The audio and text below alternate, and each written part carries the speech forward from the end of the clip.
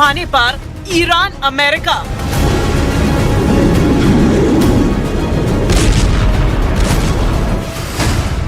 Iran में बड़े operation की तैयारी में अमेरिका।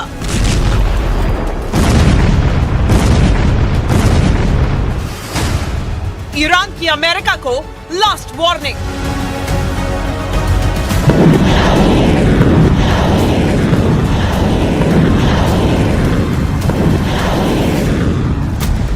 ईरान अमेरिका तनाव अब सिर्फ बयानबाजी नहीं रहा, बल्कि सीधे युद्ध की चेतावनी में तब्दील हो चुका है और मिडिल ईस्ट एक बार फिर जंग के मुहाने पर खड़ा दिखाई दे रहा है।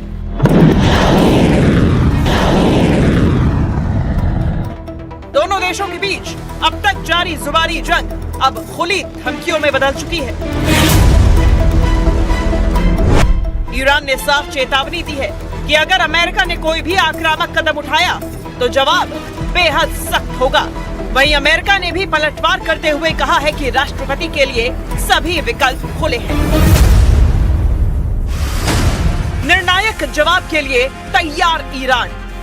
उधर संयुक्त राष्ट्र सुरक्षा परिषद में ईरान ने भी अमेरिका को फिर से धमकी दी है। ईरान ने कहा कि अगर हमला हुआ तो जवाब अंतर्राष्ट्रीय कानून के तहत दिया जाएगा। Iran seeks neither escalation nor confrontation. However, any act of aggression, direct or indirect, will be met with a decisive, proportionate, and lawful response under Article 51 of the Charter. This is not a threat. It is a statement of legal reality. Responsibility for all consequences will rest solely with those who initiate such unlawful acts. America ने पीछे हटने से किया इनकार। Iran को दी गंभीर नतीजे की चेतावनी। ईरान की इस चेतावनी पर अमेरिका भी पीछे हटने को तैयार नहीं है। व्हाइट हाउस की तरफ से फिर कड़ी धमकी दी गई। अमेरिका ने साफ किया कि अगर ईरान में हत्याएं हुई तो परिणाम गंभीर होंगे। यही नहीं, अमेरिका ने यह भी दावा किया कि दबाव का असर है कि ईरान में फांसियां रुक गई। What I will say with respect to Iran is that the president and his team have communicated to the Iranian regime that if the killing continues, there will be grave consequences. And the president received a message, as he revealed to all of you and the whole world yesterday, that the killing and the executions will stop. And the president understands today that 800 executions that were scheduled and supposed to take place yesterday were halted. And so the president and his team are closely monitoring this situation. And all options remain on the table for the president.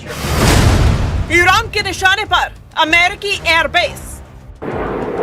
Iran ने America को खुली धमकी देते हुए कहा कि अगर वो आगे बढ़ा तो फिर सीज फायर या बातचीत जैसी कोई गुंजाइश नहीं बचेगी।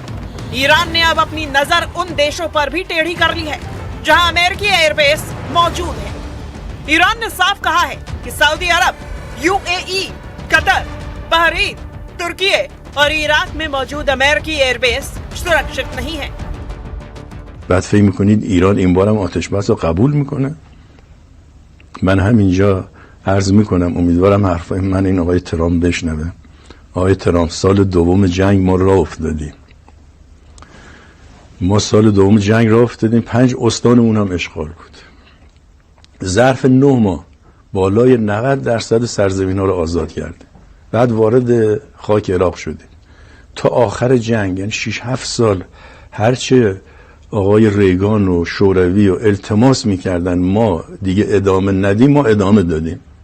کاری کردیم تا 40-50 سال بعد امنیت تو کشور درست شد. ما توصیه میکنیم عقب برید، دیگه بیشتر از این جلو نیایید. ما اگر راه بیفتیم ما دیگه بحث آتش بس و این چیزا نداریم ها. ईरान के साथ खड़ा हुआ रूस। अमेरिका को दी ईरान में गलती न करने की सलाह। उधर रूस ने अमेरिका पर अंतर्राष्ट्रीय कानून के उल्लंघन का आरोप लगाते हुए साफ कहा कि वो ईरान के खिलाफ किसी भी जबरदस्ती की कार्रवाई का विरोध करेगा। रूस ने अमेरिका को चेतावनी देते हुए कहा कि सैन्य कार्रवाई पूरे इलाके को तबाही की ओर धकेल सकती है और इससे क्षेत्र में बड़ा परमाणु और मानवीय संकट पैदा कर सकता है। Как Соединенные Штаты продолжают Наибольшую обеспокоенность вызывает агрессивный курс Вашингтона на использование военной силы и угрозы ее применения в отношении Исламской Республики Иран. Осуждаем подобные действия, какими бы аргументами они ни обставлялись, как представляющие собой грубейшее нарушение международного права и устава ООН. Настоятельно призываем горячие головы в Вашингтоне и других столицах, вынашивающие планы повторения военной авантюры, одуматься и не допустить трагедии июня 2025 года. ईरान अमेरिकी तनाव के बीच रूस की एंट्री से माहौल और गर्मा गया है। इस टकराव का सीधा असर पश्चिम एशिया पर पड़ेगा।